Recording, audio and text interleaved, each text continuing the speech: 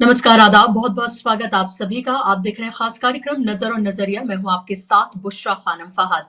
दिल्ली चुनाव की वोटिंग की तारीख में अब बहुत ही कम वक्त रह गया है, यानी कि चुनाव प्रचार के लिए भी अब बहुत कम दिन रह गए हैं। ऐसे में तमाम पार्टियों ने अपनी पूरी ताकत झोंक रखी है। लेकिन अगर अभी हाल की अगर हम बात करते हैं तो कई आते हुए सर्वे साफ तौर पर ये बता रहे हैं कि बीजेपी ने जो अपनी पूरी ताकत झोंकी हुई है, उसके बावजूद वो लड़खड़ाती हुई और हाँफती हुई नजर आ रही है। 11 साल की अरविंद केजरीवाल की एंटी इनकम्बेंसी है, उनके ऊपर बहुत सारे आरोप भी लगे हुए हैं। लोग कुछ जगहों पर नाराज भी नजर आते हैं, लेकिन इतने नाराज नहीं नजर आते हैं कि उन्हें सत्ता से उखाड़ फेंकें। यानी कि इस बार केजरीवाल की सरकार ना बने, ऐसा नहीं लगता है। ग्राउंड पे जाकर भी जब आप लोगों से बात करते हैं, तब भी ये साफ तौर पर लगता है कि लोगों में कुछ चीजों को लेकर नाराजगी तो है, लेकिन वो उनके किए गए कामों और जिस तरह की स्कीम्स वो लेकर आए, जो लाभार्थी वर्ग एक उन्होंने बनाया है, वो सब अभी भी इंटैक्ट नजर आ रहा है। यही वजह है कि हर रोज भारतीय जनता पार्टी कोई ना कोई नया एजेंडा लेकर मैदान में उतरती है और इस पूरी लड़ाई को मुद्दा विहीन बनाने की उसकी पूरी कोशिश है। उसकी कोशिश है कि वो सिर्फ अरविंद केजरीवाल को दुश्मन बनाकर पेश करे, आम आदमी पार्टी को दुश्मन बनाकर पेश करे। जाहिर सी बात है, कांग्रेस क्योंकि उस तरह से लड़ाई में नहीं है और 11 साल से केजरीवाल की सरकार है, लेकिन वो सब उस तरह से काम करता हुआ नजर नहीं आ रहा है। आप इससे इस तरह से समझिए कि जो पूर्वांचली वोट है, उसको अपनी तरफ रिझाने के लिए, जो कि लगभग 29 सीटों पर बहुत महत्वपूर्ण है, यानी कि 29 सीटें ऐसी हैं 70 में से, जिसमें पूर्वांचली वोट हार और जीत का फैसला करते हैं। 200 के करीब अपने नेताओं को बिहार और उत्तर प्रदेश से दिल्ली के मैदान में भारतीय जनता पार्टी ने उतार दिया है। सोचिए आप, 100 नेता इन सीटों पर जाकर अलग अलग जगहों पर सभाएं भी कर रहे हैं और पूरा का पूरा जो चुनावी प्रक्रिया है, उस पर किस तरह से पूर्वांचली वोटर्स को बीजेपी की तरफ लाया जाए, उस सब की पूरी कवायद उन्होंने छेड़ रखी है। इस कड़ी में एक नया नाम जुड़ गया है योगी आदित्यनाथ का। योगी आदित्यनाथ भी आज से दिल्ली के चुनावी मैदान में कूद गए हैं। आज उन्होंने रैली की और ये बताया जा रहा है कि 4 दिन में 14 रैलियां दिल्ली के अलग अलग इलाकों में उनकी होने जा रही हैं। अब आप ये समझिए कि जब योगी आदित्यनाथ मैदान में उतरेंगे तो किस तरह की बयानबाजी और किस तरह की राजनीति के लिए वो जाने जाते हैं, मुझे बताने की जरूरत नहीं है। बटेंगे, कटेंगे, एक रहेंगे, सेफ रहेंगे, इस तरह के तमाम नारों की जल्द एंट्री होने जा रही है और ये एंट्री मैं कहूं पहले से हो चुकी है। करावल नगर, जो कि नॉर्थ ईस्ट दिल्ली के में आता है और जहां पर आपको पता है जो दिल्ली दंगा प्रभावित इलाका है, वहां पर कटेंगे बटेंगे के पोस्टर्स पहले से ही बीजेपी के नेताओं की तरफ से, खासतौर पर वहां से जो प्रत्याशी उनकी तरफ से लगा दिए गए हैं, क्योंकि इसके बगैर भारतीय जनता पार्टी को साफ तौर पर यह पता है कि उसकी दाल नहीं गलने वाली है। लेकिन उसके साथ साथ उसको ये भी पता है कि दिल्ली में उसका इस तरह का कार्ड नहीं चलने वाला है और अगर ऐसा होता तो 2020 में जब ये अमित शाह ने कहा था कि इस तरह से बटन दबाओ कि करंट शाहीन बाग तक पहुंचे, क्योंकि उस वक्त सीए एनआरसी को लेकर शाहीन बाग में प्रोटेस्ट चल रहा था। अमित शाह खुद मैदान में उतरे और गली गली जाकर उन्होंने पर्चे बांटे थे। हर तरीके से जिस भी तरह से जिस निचले स्तर पर जाकर ध्रुवीकरण करना था धर्म के आधार पर, वो किया गया। लेकिन हुआ क्या, 62 सीटें आम आदमी पार्टी ने जीती और एक बार फिर से खाली हाथ रह गई भारतीय जनता पार्टी। 26 साल से सूखा है भारतीय जनता पार्टी के लिए दिल्ली में। उसको ये बहुत खलता है कि 2014 में प्रचंड बहुमत से नरेंद्र मोदी प्रधानमंत्री बने, बीजेपी सत्ता में आई। 2019 में उससे ज्यादा उसको सीटें मिली। 2024 की बात करें तो वो 240 पर सिमट गई और बैसाखियों पर आ गई, लेकिन दिल्ली की सत्ता उसके हाथ नहीं लगी। जिस दिल्ली में बैठकर वो पूरे देश को चलाते हैं, उसी दिल्ली ने उन्हें पूरे तरीके से नकारा हुआ है। और इस बार जहां वो लग रहा है कि वो पूरे दमखम से हमेशा से लड़ती आई है, उसका एक इंटैक्ट वोट बैंक भी है जो कभी 32, कभी 35 तो कभी 38 तक पहुंच जाता है।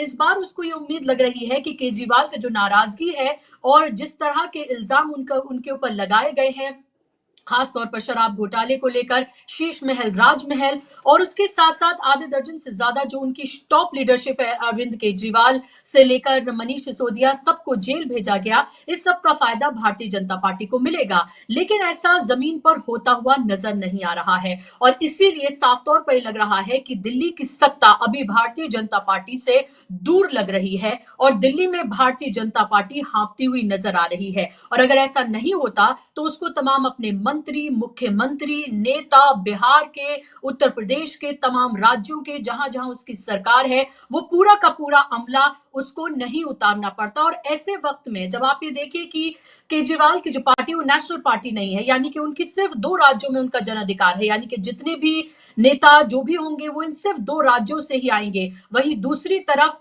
केंद्र में सरकार है, ज्यादातर राज्यों में सरकार है, तमाम एजेंसीज जो हैं वो उनके अंडर काम करती हैं, ईडी, सीबीआई, आईटी, उन सब का दुरुपयोग और उस पे सोने पे सुहागा चुनाव आयोग, जिसको लेकर लगातार तमाम विपक्षी पार्टियां ये इल्जाम लगाती रही हैं कि हरियाणा से लेकर महाराष्ट्र और लोकसभा चुनाव में धांधली की गई और उसमें उनका सहयोगी था बड़े पैमाने पर चुनाव आयोग। इस सब को लेकर संजय सिंह ने क्या कुछ कहा है वो मैं आपको सुनवाना चाहूंगी, फिर मैं अपने मेहमानों के पास आऊंगी। पुलिस से क्या कुछ बातचीत हुई, किन आरोपों में? देखिए, ये आरोप मात्र नहीं है, ये तो किया गया ना। हमारे कार्यकर्ताओं के घर में रात में 10 बजे जाके पुलिस छापेमारी कर रही है। किस आधार पे? कि किसी ने कह दिया कि ये संदिग्ध लोग प्रचार कर रहे हैं। इसका कोई सिर पैर है? क्या पुलिस को रात में ऐसे किसी के घर में घुस के छापेमारी करने का, जांच करने का अधिकार है? बिना नोटिस, बिना सम्मन के, बिना एफआईआर के? तो ये चल क्या रहा है? चुनाव आयोग के नाक के नीचे ये सब कुछ हो रहा है। हमने समय भी मांगा है चुनाव आयोग से, 3 दिन हो गया, अभी तक समय हम लोगों को नहीं मिला है। कोई कंप्लेंट करते हैं, उस पर एक्शन नहीं हो रहा है। पहले शुरू में थोड़ी बहुत शिकायतों पे कार्रवाई हुई, अब तो कोई सुनवाई नहीं हो रही। तो ये ऐसे तो फिर कहां निष्पक्ष चुनाव बचा? आपकी मुख्यमंत्री आतिशी लगातार चुनाव इलेक्शन ऑफिसर उनको पत्र लिखे, आज भी उन्होंने लिखा कि उनके इलाके में कालकाजी में आम आदमी पार्टी के कार्यकर्ताओं को कैंपेन से रोका जा रहा है। रमेश बिधूड़ी उनके भतीजे, यही मैं कह रहा हूं, यही हो रहा है। मुख्यमंत्री के इलाके में रोका जा रहा है, पार्टी के राष्ट्रीय अध्यक्ष केजरीवाल जी के इलाके में रोका जा रहा है। तो टारगेट करके ये काम किया जा रहा है ना।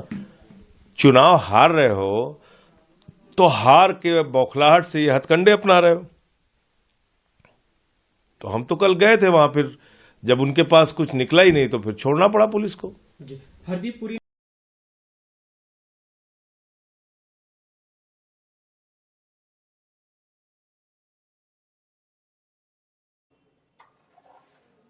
तो संजय सिंह को अभी आप सुन रहे थे, उन्होंने बड़े इल्जाम लगाए हैं। कल कार्यकर्ता को आम आदमी पार्टी के गिरफ्तार भी किया गया था और ये बताया जा रहा है कि जो कार्यकर्ता हैं उनको काम नहीं करने दिया जा रहा है, प्रचार नहीं करने दिया जा रहा है, पंजाब से आती हुई हर गाड़ियों को चेक किया जा रहा है और ये इल्जाम लगाया जा रहा है कि पंजाब से पैसा जो है वो दिल्ली के चुनाव में खर्च किया जा रहा है। हालांकि आप ये देखिए कि जब महाराष्ट्र का चुनाव था या हरियाणा का चुनाव था, खासतौर पे महाराष्ट्र का चुनाव, तो किस तरह से लगातार ये सवाल उठते रहे कि बड़े बड़े टैंकरों में ये कहा गया कि पैसा गुजरात से आ रहा है और गुजरात का पैसा महाराष्ट्र में लगाया जा रहा है ताकि बड़ी बड़ी कंपनियों के ठेके जो हैं वो उनको दिए जा सकें। और अब वही भारतीय जनता पार्टी कह रही है कि पंजाब से पैसा यहाँ पर आ रहा है, खासतौर पर पंजाब से आती हुई गाड़ियां और वहां से जो उनके कार्यकर्ता आ रहे हैं उनको परेशान किया जा रहा है। और ये साफ तौर पर दिखाता है कि तमाम धन, बल, साम दाम, दंड भेद सब कुछ करने के बावजूद भारतीय जनता पार्टी को इस साफ तौर पर लग रहा है कि उसके लिए मुकाबला बेहद कड़ा है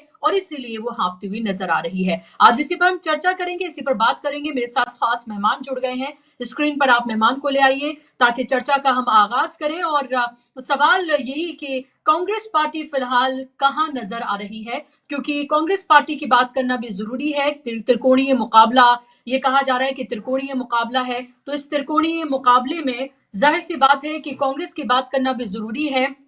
राहुल गांधी की कल रैली होनी थी, लेकिन वो रैली हमने देखा कि वो उसमें शिरकत नहीं हुई। हालांकि हजारों की तादाद में वहां पर भीड़ उनको देखने और सुनने के लिए उमड़ी थी। तो एक क्रेज राहुल गांधी का है, इससे इनकार नहीं किया जा सकता है, लेकिन लगातार हर रोज प्रेस कॉन्फ्रेंसेस भी की जाती हैं जिसमें केजरीवाल आम आदमी पार्टी को कटघरे में कांग्रेस खड़ा करती है, लेकिन शीर्ष नेतृत्व जो है वो अभी भी कहीं ना कहीं नदारत नजर आ रहा है। हालांकि पार्टी के जो नेता हैं दिल्ली में वो जरूर मजबूती से लड़ते हुए नजर आ रहे हैं। ओमकारेश्वर जी सीनियर जर्नलिस्ट मेरे साथ जुड़ गए हैं, जाना माना चेहरा है। ओमकारेश्वर जी बहुत स्वागत, इस्तकबाल आपका कार्यक्रम में। राकेश अचल जी भी कुछ देर में मेरे साथ जुड़ेंगे, सीनियर जर्नलिस्ट। लेकिन शुरुआत ओमकारेश्वर जी आपसे मैं ये करना चाहूंगी कि फिलहाल दिल्ली के चुनाव को किस तरफ जाता हुआ देख रहे हैं। अगर भारतीय जनता पार्टी को अपने 100 नेता बिहार और उत्तर प्रदेश के उतारने पड़े, तमाम मंत्री और मुख्यमंत्री उतारने पड़े मैदान में, खुद नरेंद्र मोदी जैसा चेहरा उनके पास,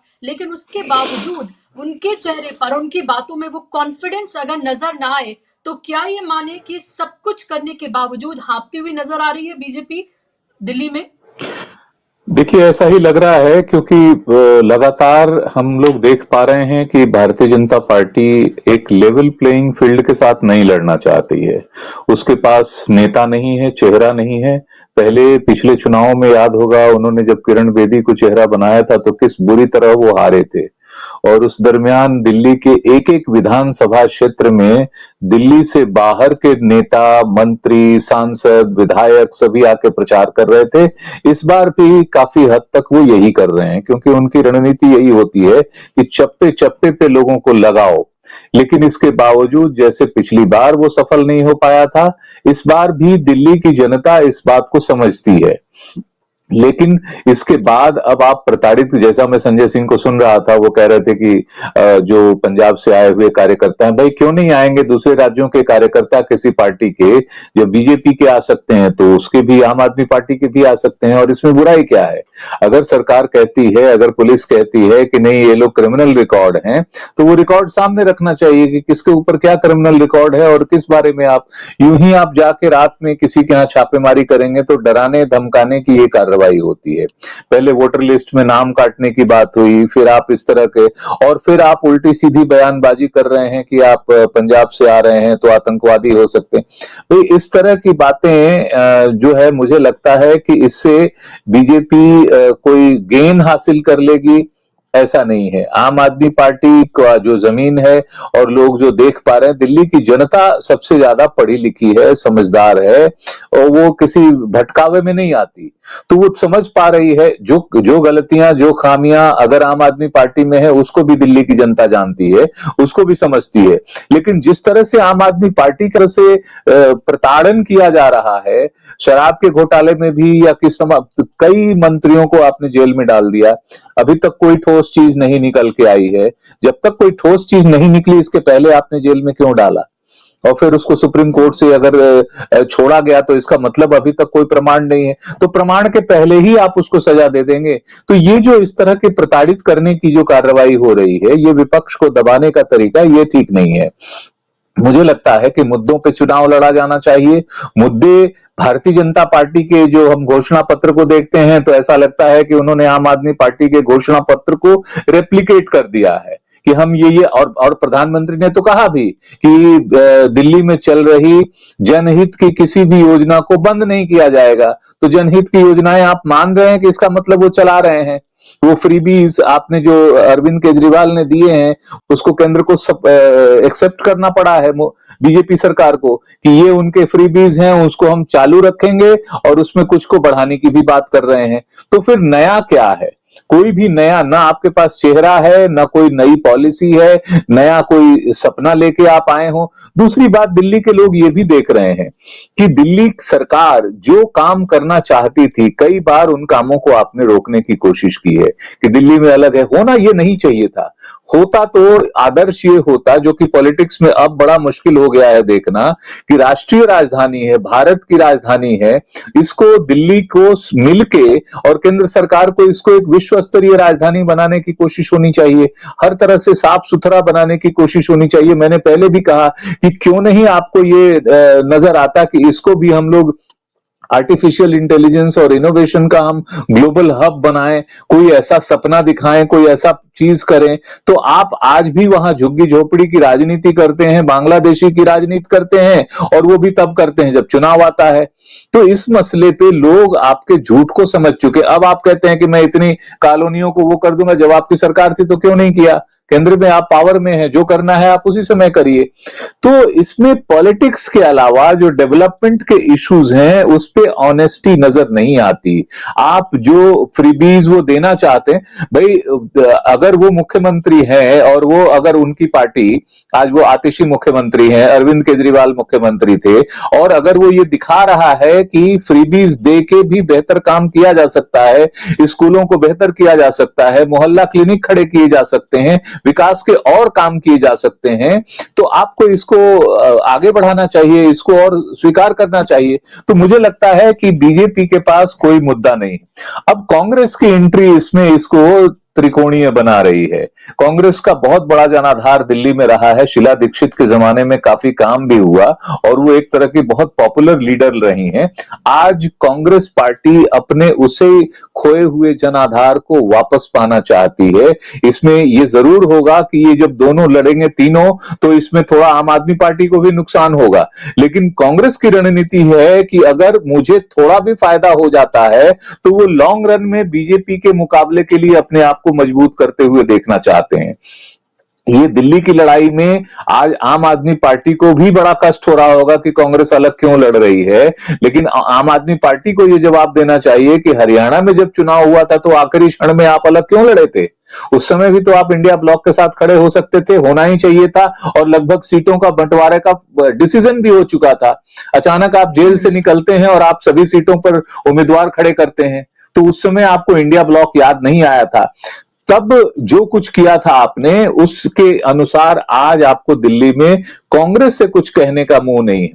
जो इंडिया ब्लॉक की अदर पार्टीज हैं, चाहे वो अखिलेश यादव की समाजवादी पार्टी हो या तृणमूल कांग्रेस हो या यो शरद पवार की पार्टी हो, ये पार्टियां आम आदमी पार्टी को समर्थन दे रही हैं, एक तरह से उनको इंडिया ब्लॉक को खड़ा कर रही हैं। इसमें भी कोई बुराई नहीं है, लेट देम डू दैट। लेकिन कांग्रेस को अपना जनाधार वापस लेना होगा, और उसमें थोड़ा एक बूस्टअप आया है जब से प्रियंका गांधी वायनाड में चुनाव जीत गई हैं और 101 सदस्य हो चुके हैं कांग्रेस पार्टी के लोकसभा में, तो वो अब अपने खोए हुए जनाधार को बढ़ा के वो बीजेपी के मुकाबला करना चाहते हैं। ये इसीलिए ये दिल्ली का जो चुनाव है जरा दिलचस्प हो गया है त्रिकोणीय होने की वजह से। और देखना है, अब नई दिल्ली सबसे बड़ा हॉट सीट बना हुआ है, प्रवेश वर्मा की सीट हॉट है, फिर उसके बाद ये संदीप दीक्षित की सीट महत्वपूर्ण हो चली है।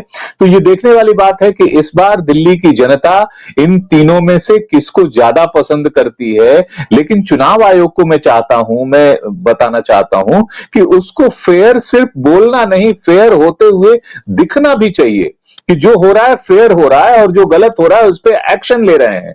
ऐसा चुनाव आयोग को करना चाहिए, क्योंकि जो हरियाणा में हुआ, जो महाराष्ट्र में हुआ, लोग इससे मान चले हैं कि भाई चुनाव आयोग कुछ कर नहीं रहा है। लोकसभा चुनाव में जिस तरह से बयानबाजी, भाषणबाजी हुई, मंगलसूत्र से लेके मुजरा तक के वो हुए, उनमें से किसी पर रोक नहीं लगाया चुनाव आयोग ने। इसीलिए धीरे धीरे जो उसकी साख खत्म हुई है और काफी हद तक खत्म हो चुकी है। अगर आप बात करें तो चुनाव आयोग पर लोगों को भरोसा नहीं रह गया है। उनको लगता है कि ये किसी भी तरह से रूलिंग पार्टी के साथ खड़े हैं, उनको सपोर्ट कर रहे हैं। ये डेमोक्रेसी के लिए ठीक नहीं है। उसके बारे में ध्यान दिया जाना चाहिए कि भाई जो चुनाव लड़ रहा है, तीनों में से कोई जीतता है, कोई फर्क नहीं पड़ता है। बीजेपी जीत जाए उसमें भी कोई फर्क नहीं पड़ता है, लेकिन गेम फेयर होना चाहिए, इलेक्शन फेयर होना चाहिए, ये मेरा मानना है। जी बिल्कुल, और ये भी साफ तौर पर लग रहा है अभी के ताजा एक सर्वे भी किया गया है जो कि दलित वोटर्स को लेकर किया गया है, क्योंकि 16.8% लगभग दलित वोटर्स हैं दिल्ली में, जो कि कई सीटों पर काफी प्रभावशाली हैं, और 12 के करीब सीटें हैं जो रिजर्व्ड हैं। और ऐसे में जो दलित वोटर था वो लगातार भारतीय जनता पार्टी से छिटक रहा है। वो 2024 के लोकसभा चुनाव में भी हमने देखा, जो लोकतंत्र संविधान को बचाने का मुद्दा जो जोर शोर से राहुल गांधी इंडिया गठबंधन ने उठाया, और राहुल गांधी अभी भी उसको लेकर चल रहे हैं, उसका नुकसान भारतीय जनता पार्टी को हो रहा है, और उसकी भरपाई वो कहीं और से करना चाहते हैं। उनको लगता है कि पूर्वांचली वोटर्स अगर उनको उत्तर प्रदेश में दे सकते हैं तो दिल्ली में भी क्यों ना उनको दिया जाए। और ऐसे में आप ये देखिए कि 5 तारीख को ही संगम में डुबकी लगाएंगे प्रधानमंत्री, क्योंकि 5 तारीख को दिल्ली में वोट डाले जाएंगे। तो उनको ये लगता है कि इससे जो वोटर्स हैं उनको साधा जा सके और एक मैसेज वहां से दिया जा सके। हो सकता है वहां से उनकी कोई स्पीच वगैरह भी हो। तो ये हमेशा से हमने होता हुआ देखा है। क्या इन तमाम चीजों का भी कोई असर आप देखेंगे? नरेंद्र मोदी के चेहरे का जादू, उनका मैजिक तो हमने देखा है कि खत्म हो गया है। दिल्ली में कोई बड़ा चेहरा बीजेपी के पास है नहीं। योगी आदित्यनाथ को मैदान में उतारा है। क्या इसका कोई असर आप देखेंगे? क्योंकि 31 तारीख से बजट सेशन भी शुरू हो रहा है। हो सकता है दिल्ली के लिए कुछ ऐलान ही किया जाए, ताकि, क्योंकि बीजेपी तो माहिर है हर तरीके से चुनाव को लड़ने में और आखिरी वक्त तक वो बिल्कुल अपने हथियार नहीं डालती है। बुशरा, हम लोकसभा चुनाव में देख चुके हैं कि बीजेपी की जो धर्म के आधार पर लोगों को बांटने की राजनीति है, विभाजनकारी नीति है और धर्म के आधार पर राजनीति करना, चुनाव जीतने की जो कोशिशें हैं, उसको देश की जनता नकार चुकी है। राम मंदिर के मामले में हम देख चुके कि अयोध्या में राम मंदिर के उद्घाटन के बाद न सिर्फ अयोध्या बल्कि अयोध्या से जुड़े हुए या राम मंदिर या धर्म से जुड़े हुए अधिकांश स्थलों पर, अधिकांश लोकसभा क्षेत्रों में बीजेपी हार चुकी थी। इसका मतलब साफ है, और वो भी यूपी में, जहां इतना बड़ा आयोजन हुआ, इतना तामझाम के साथ हजारों करोड़ रुपए खर्च हुए, उसके बाद अगर वो हार जाती तो आपको ये समझना होगा कि देश की जनता समझ रही है राम उनके हैं, उनके अपने हैं, वो घर में पूजा करते हैं। लेकिन इसका मतलब ये नहीं है कि राम के नाम पे आप वोट मांगेंगे तो भी देंगे और आप कुछ भी करेंगे या कुछ नहीं भी करेंगे इस आधार पे भी आपको वोट देंगे। दिल्ली में भी यही होने जा रहा है। आप 2014 के चुनाव के बाद से देख लीजिए, केंद्र में प्रचंड बहुमत के साथ भाजपा की सरकार आई थी और दिल्ली की जनता ने बुरी तरह नकार दिया था। उसके बाद भी नकारा, 2-2, 3-3 बार ये लगातार हुआ है। तो हमको ये लगता है ठीक है, योगी आदित्यनाथ को उतारा गया है ताकि उनसे भी कोई असर पड़े। वो भी फिर वही बंटोगे तो कटोगे का नारा अगर यहां देते हैं या संविधान की बातें करते हैं। लोग इस मसले पे जान चुके हैं कि संविधान में परिवर्तन कौन करना चाहता है, संविधान को कौन नहीं मानना चाहता है, कौन कहता है कि इसको बदलना है। 400 पार का नारा तो इसीलिए दिया गया था ना, और साफ साफ बीजेपी के कई सांसदों ने इस बात को क्लैरिफाई किया था, जिसको बीजेपी झुठला नहीं पाई। उनके ऊपर कोई एक्शन नहीं हुआ उन नेताओं पे जिन्होंने कहा था कि 400 पार इसलिए चाहिए क्योंकि हमें संविधान बदलना है। तो देश की दलित जनता ही नहीं, सभी वर्गों की जनता इस बात को समझ चुकी है कि जो उन्हें संवैधानिक संरक्षण मिला हुआ है, चाहे आरक्षण के जरिए मिला हुआ है या अन्य माध्यमों से मिला हुआ है, उसमें रद्दोबदल करने की कोशिश की जा रही है और वो भाजपा चाहती है कि ऐसा करे। तो इसलिए मुझे लगता है कि दलित समाज भी नहीं चाहेगा कि इस समय ऐसे किसी चीज को समर्थन दिया जाए जिससे उनका अपना ही नुकसान हो जाए। संविधान के लिए जहां तक बात कही जाती है, राहुल गांधी ने सबसे ज्यादा संविधान बचाओ को लेकर देश भर में आवाजें उठाई, यात्राएं की, रैलियां की और उस चीज को लेकर उठाया संसद तक इस चीज को, और अब संसद में कहना पड़ा। एक समय तो उसको लाल किताब कह के भी उसको अपमानित किया गया।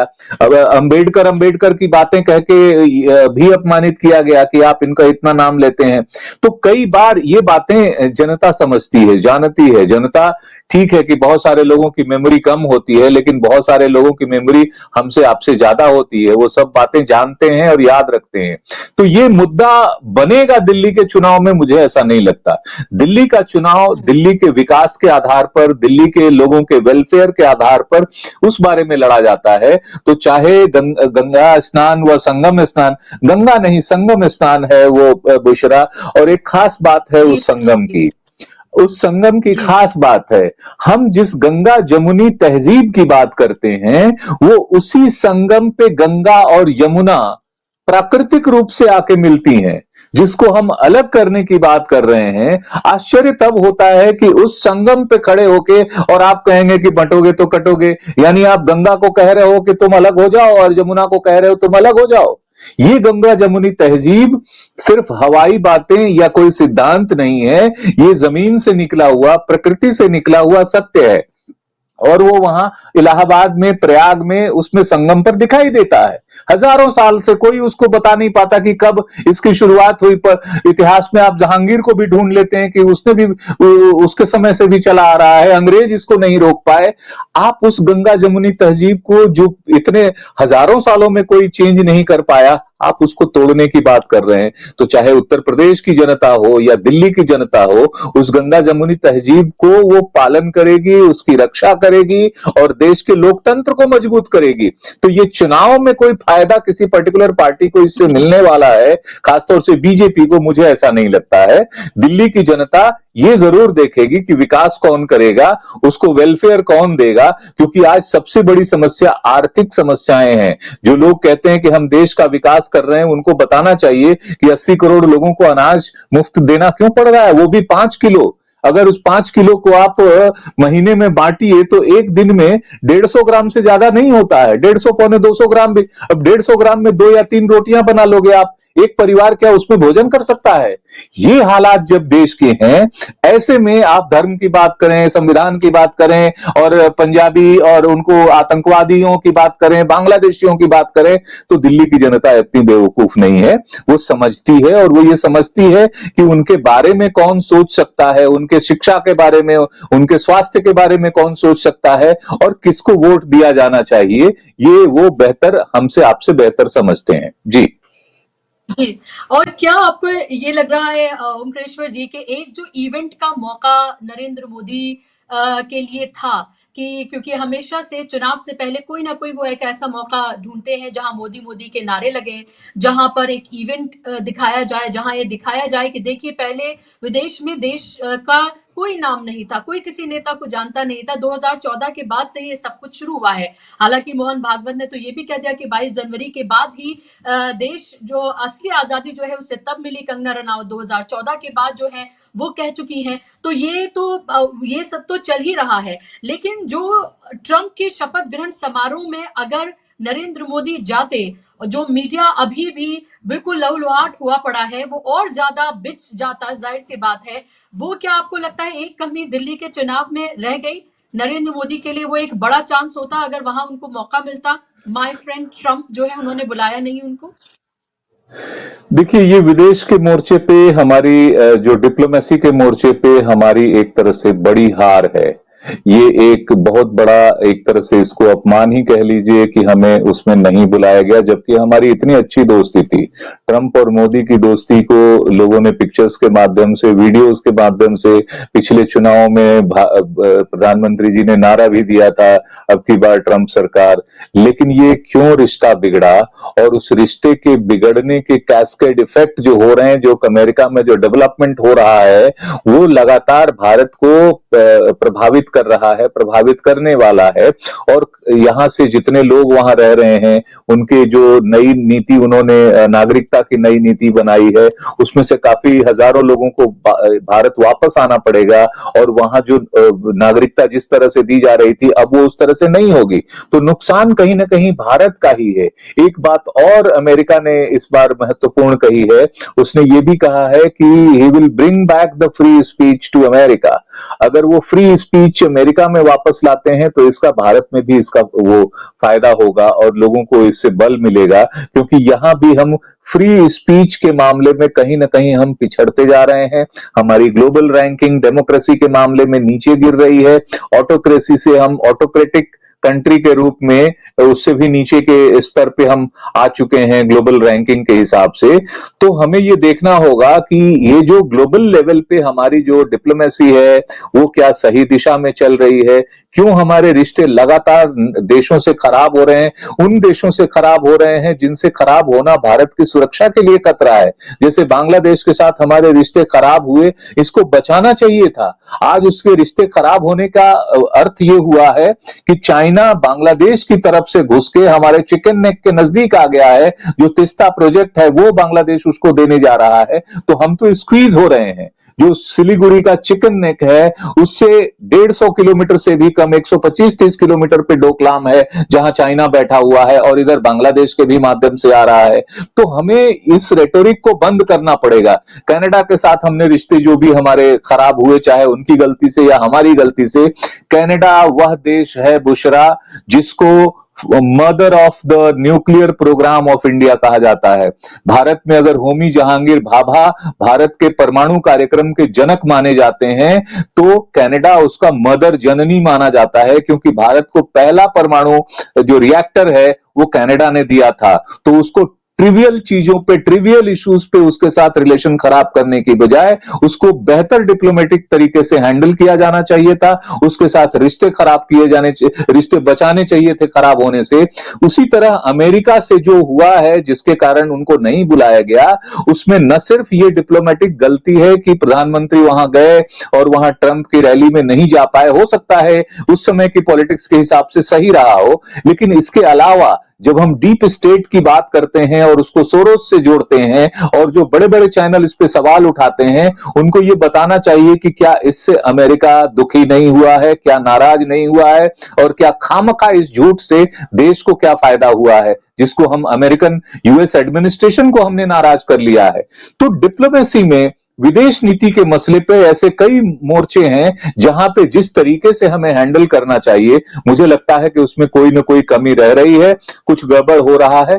तभी हमारे पड़ोसी देशों के साथ रिश्ते बिगड़ रहे हैं, और इन सुपर पावर्स के साथ भी रिश्तों में कहीं ना कहीं खटास आ रही है। इसको वक्त रहते संभालना पड़ेगा, नहीं तो आगे चल के और मुश्किलें खड़ी हो सकती हैं। जी बुशरा। आने वाले वक्त में बिहार में भी चुनाव है, इसी साल के आखिर में बिहार में भी चुनाव होने जा रहे हैं। अगर भारतीय जनता पार्टी दिल्ली हारती है, दिल्ली में उसके पास कोई चेहरा नहीं है, दिल्ली में कोई चेहरा है तो वह है नरेंद्र मोदी, और नरेंद्र मोदी के चेहरे पर ही ये चुनाव लड़ाया जा रहा है। हालांकि बीजेपी में सारे चुनाव नरेंद्र मोदी के चेहरे पर ही लड़े जाते हैं, वो चाहे निकाय का चुनाव हो, वो चाहे असेंबली चुनाव हो, लोकसभा चुनाव हो, कोई भी चुनाव हो, और सब में प्रचार करते हुए भी नरेंद्र मोदी नजर आते हैं। हालांकि दिल्ली के चुनाव में अभी उतने दमखम से उतरे नहीं हैं, और अमित शाह की एंट्री भी नहीं हुई है। अभी आखिरी हफ्ता बचा है, देखना ये होगा कि क्या इसमें नरेंद्र मोदी या अमित शाह आते हैं। हालांकि कोई प्लान अभी तक नहीं आया है। ये जरूर है कि योगी आदित्यनाथ की 4 दिन में 14 रैलियां होने जा रही हैं। दिल्ली अगर खोती है बीजेपी, जिसके चांसेस बहुत ज्यादा हैं, क्योंकि सी वोटर से लेकर तमाम तरह की एजेंसीज जो महीने का, हफ्ते का ट्रैकर भी बनाती हैं और अलग अलग सर्वेस करती हैं, दलित वोटर्स को लेकर, मुस्लिम वोटर्स को लेकर भी अलग अलग जो सर्वे किए गए हैं, उन सब में पिछड़ती हुई नजर आ रही है भारतीय जनता पार्टी। और कुछ जगहों पर, जिस तरह से दलित वोटर की जो मैं बात कर रही हूं, वहां पर कांग्रेस को आम आदमी पार्टी से भी ज्यादा एज है। तो ये साफ तौर पर दिल्ली में नजर आ रहा है कि भारतीय जनता पार्टी की मुश्किलें बहुत मुश्किल हैं, राहें बहुत मुश्किल हैं। तो ऐसे में अगर दिल्ली खोते हैं तो क्या इसका असर बिहार पर होगा? क्या जो नीतीश कुमार ये तमाम चीजें कर रहे हैं, उन्होंने उनकी पार्टी ने वापस लिया मणिपुर से अपना समर्थन, और फिर उसके बाद जो प्रदेश अध्यक्ष हैं उन्हें ही हटा दिया नीतीश कुमार ने, ये सब कुछ जो हो रहा है, क्या इसमें आप तेजी होता देखेंगे अगर दिल्ली जाती है बीजेपी के हाथ से एक बार फिर से 26 साल के सूखे के बाद? बहुत मुश्किल चुनाव है बुशरा इस बार दिल्ली में। कई बार आम आदमी पार्टी के जो पॉलिटिकल एक्ट्स हैं वो साबित करते हैं कि वो बीजेपी के लिए काम करते हैं, बीजेपी की बी टीम के तौर पे काम करते हैं। आप याद करिए गुजरात के चुनाव में जब कांग्रेस अच्छा कर रही थी, उस समय अचानक वहां आम आदमी पार्टी की एंट्री हो जाती है और वो वहां पे कई सीटों पे कांग्रेस को नुकसान पहुंचाते हैं, कुछ सीटें ले भी जाते हैं। तो ये जो दिल्ली में भी उन्होंने, आप ये समझिए कि 2014 से लेके आज 24 आ गया, 10 सालों में जो भी चुनाव हुए हैं, थोड़े से सीटें कम हुई होंगी, लेकिन मैसिव तरीके से आम आदमी पार्टी जीती है। लेकिन इसके बावजूद 7 की 7 लोकसभा सीटें बीजेपी को कैसे चली गई? ये कैसे चली गई? वही वोटर्स हैं जो आपको चुनाव में जिता रहे हैं, वही वोटर्स आप बीजेपी के साथ कैसे चले जा रहे हैं? एक सांसद भी आपका आम आदमी पार्टी का क्यों नहीं जीत पाया? क्या इसमें कोई वो है, अंडरस्टैंडिंग है कि लोकसभा में हम आपको समर्थन देंगे और विधानसभा में आप हमें देंगे? आज वो आमने सामने खड़े हैं, आज लड़ाई है। और इसीलिए जब कांग्रेस के लोग उतर रहे हैं तो उनका ये मानना है कि कांग्रेस का जो वोटर है या जो न्यूट्रल वोटर है वो अब इन दोनों को देख चुका, परख चुका, और वो कांग्रेस के पास वापस आना चाहता है। इसलिए ये है। तो दिल्ली में जो कुछ भी होगा इसका फर्क तो बिहार क्या पूरे देश में पड़ना है। ये एक बार फिर से मैसेज जाएगा अगर बीजेपी हारती है तो। लेकिन मैं इन सर्वेस पे भरोसा इसलिए नहीं करता कि ये सर्वे यही सर्वे थे जो मध्य प्रदेश में कांग्रेस को जितवा रहे थे और वहां बीजेपी जीत गई। ये सर्वे थे जो हरियाणा में मैसिव तरीके से कांग्रेस को जितवा रहे थे और वहां बीजेपी जीत गई। यही महाराष्ट्र में हुआ। तो सर्वे में, एग्जिट पोल्स में और इन सब चीजों में बहुत ज्यादा यकीन नहीं, आपको मशीनरी में यकीन करना पड़ेगा जिसमें सरकार माहिर है। वो इस मशीनरी में इस्तेमाल करती है और उसको एक दिन पहले ही पता चल जाता है कि सब ठीक हो गया। मुख्यमंत्री तक कह देते, आपको याद होगा हरियाणा के मुख्यमंत्री ने कहा था कि सब सारी व्यवस्था हो गई है, कल हम लोग जीत रहे हैं। प्रधानमंत्री के उस भाषण को भी याद करिए कि आप इन सर्वे पे मत जाइए, हम जीत रहे हैं। तो इसलिए मशीनरी जो है अभी भी एक चिंता का विषय है। वो कितना हद तक, किस हद तक किसको साथ देती है, नहीं देती है। बहुत सी चीजों में आज भी चुनाव आयोग कठघरे में है। वो बहुत सी बातों का जवाब नहीं दे रहे हैं, बहुत से तथ्यों को छुपा रहे हैं। ये फैक्ट है। तो उस बारे में जो लोग लड़ाई लड़ रहे हैं, हर रोज हम उस बारे में सुनते हैं। इसलिए हम सर्वे पे तो नहीं, लेकिन जनता का मूड जो है वो साफ तौर पे जमीन पर नजर आता है। वो दिल्ली में आप किसी से बात कर लीजिए, वो ये साफ साफ कहता है कि भाई जीतेगा तो अरविंद केजरीवाल ही, भले सीटें कम हो जाए। कांग्रेस की वो कहते हैं कि हाँ भाई, लगता है कांग्रेस कुछ रिवाइव कर सकती है। अब कुछ कर सकती है, कितना कुछ कर सकती है, ये तो चुनाव का रिजल्ट बताएगा। लेकिन बिहार में इमीडिएट इसका इंपैक्ट जरूर पड़ेगा। बिहार में भी क्या होगा, क्योंकि आज भी नीतीश कुमार वहां नाराज बैठे हैं। वहां नीतीश भी कब पलटी मार दें, कब कुछ करें, उनको स्पष्ट रूप से भारतीय जनता पार्टी ने घोषित नहीं किया है मुख्यमंत्री के चेहरे के तौर पे जो वो चाहते हैं। न सिर्फ मुख्यमंत्री का चेहरा चुनाव में, बल्कि वो इसका एश्योरेंस भी चाहते हैं कि चुनाव बाद उन्हीं को मुख्यमंत्री बनाया जाएगा। तो ये बीजेपी अपने छोटे नेताओं से तो कहवा रही है, लेकिन अमित शाह के स्तर पे, प्रधानमंत्री के स्तर पे ये स्पष्ट जो है वो उनको एश्योरेंस नहीं दिया जा रहा है और कई मिश्रित बातें की जा रही हैं। जैसा कि महाराष्ट्र में हुआ था, बीजेपी ने कह दिया था, अमित शाह जी ने कह दिया था कि भाई इस बार हमारा बीजेपी का मुख्यमंत्री होगा। तो बहुत पहले बिहार के बारे में भी बीजेपी स्पष्ट कर चुकी है। वैसे भी उसकी सीटें जनता दल यू से ज्यादा हैं, तो उनका क्लेम भी बनता है अगर उतनी भी सीटें वो जीत के आते हैं तो, कि वो बड़े भाई के तौर पे तो मुख्यमंत्री का चेहरा उनका होगा। लेकिन इससे हो सकता है कि जेडीयू लीडर नीतीश कुमार, भले ही वो इस समय काफी वो एज में पहुंच चुके हैं, वो ये संभव है कि इसको ना स्वीकार करें और इसको मना कर दें और वो पलट जाएं। तो वहां भी इस चुनाव का फर्क पड़ेगा। अगर दिल्ली में बीजेपी हारती है तो हो सकता है कि नीतीश बाबू का मन बदल जाए और वो इंडिया गठबंधन में वापस जाने की सोचें। और अगर ऐसा होता है तो कम से कम मुझे कोई आश्चर्य नहीं होगा। जी बिल्कुल। और उनको एक आधार चाहिए और शायद वो आधार दिल्ली का चुनाव हो सकते हैं और उसके बिना पर वो कोई फैसला ले सकते हैं, क्योंकि नीतीश कुमार नाराज है, इसमें कोई दो राय नहीं है। और जिस तरह से लगातार उनके तेवर हैं, जिस तरह की वो बातें कर रहे हैं, उससे साफ लगता है कि जब तक ये नहीं कहा जाएगा कि आपके ही नेतृत्व में चुनाव लड़ा जाएगा, आपको सबसे ज्यादा सीटें दी जाएंगी और आपको ही चेहरा बनाने के साथ साथ आपको ही मुख्यमंत्री बनाया जाएगा अगर हम सत्ता में आते हैं। और तब तक ये मानने के लिए नीतीश कुमार तैयार नहीं होंगे। और दूसरी तरफ उनको ये भी पता है कि एंटी इनकम्बेंसी है, उनका कितनी लंबे वक्त से वो मुख्यमंत्री हैं और ऐसे में आरजेडी और दूसरे महागठबंधन की तरफ से उन्हें ऑफर्स भी मिल रहे हैं। तो उनके हाथ, दोनों ही हाथों में फिलहाल तो लड्डू हैं और उनको ये तय करना है कि वो अपनी आखिरी पारी किस तरह से खेलते हैं। लेकिन बात जो, क्योंकि हम दिल्ली की कर रहे हैं, तो दिल्ली से देश और की सियासत भी कितनी बदलेगी ये देखना महत्वपूर्ण होगा। लेकिन फिलहाल ये जरूर लग रहा है कि अपनी पूरी ताकत झोंकने के बावजूद भारतीय जनता पार्टी हाँपती हुई नजर आ रही है। इसीलिए उसको अपने बड़े चेहरों को उतारना पड़ रहा है और वो तमाम चीजें उसे करनी पड़ रही हैं। एक तरह से मुद्दा विहीन वो चुनाव लड़ती हुई नजर आ रही है। बहुत बहुत शुक्रिया ओमकारेश्वर जी, कार्यक्रम का हिस्सा बनने के लिए, अपना समय देने के लिए बहुत बहुत धन्यवाद। और धन्यवाद आप तमाम दर्शकों का भी कार्यक्रम का हिस्सा बनने के लिए। आज के इस कार्यक्रम में बस इतना ही, मुझे दीजिए इजाजत। हमारे तमाम जो कार्यक्रम हैं उनको आप पसंद करिए, ज्यादा से ज्यादा लोगों तक शेयर करिए। शाम को 7 बजे जुड़िए न्यूज पॉइंट में राजीव जी के साथ। मुझे दीजिए इजाजत, नमस्कार।